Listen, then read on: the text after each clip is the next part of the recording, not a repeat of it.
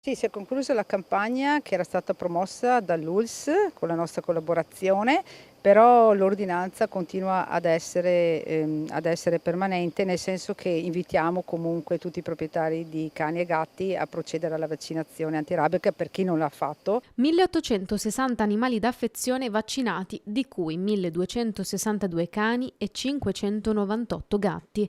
Si è conclusa definitivamente la campagna antirabica gratuita dopo il caso di virus riscontrato su un cane proveniente dal Marocco. L'iniziativa, promossa dall'ULSS 2 attraverso il Dipartimento di Prevenzione in collaborazione col Comune di Vittorio Veneto, ha coinvolto per un mese l'intera comunità locale nella tutela della salute animale e della salute pubblica. Da adesso in poi appunto la gratuità è terminata, quindi da adesso invitiamo appunto i cittadini a proprie spese a fare ricorso appunto alla vaccinazione. Per assicurare la copertura di tutte le giornate degli ambulatori aperti si sono alternati oltre 30 medici veterinari provenienti sia dall'ULSS 2 sia da altre aziende sanitarie limitrofe. Il lavoro sul campo è stato affiancato da una decina di amministrativi impegnati nell'aggiornamento in tempo reale della banca dati, un lavoro importante i cui effetti però si potranno vedere solo tra 6 mesi. L'incubazione del virus è di 6 mesi e quindi questo non può essere, dobbiamo ancora aspettare, quindi per essere certi di tutto.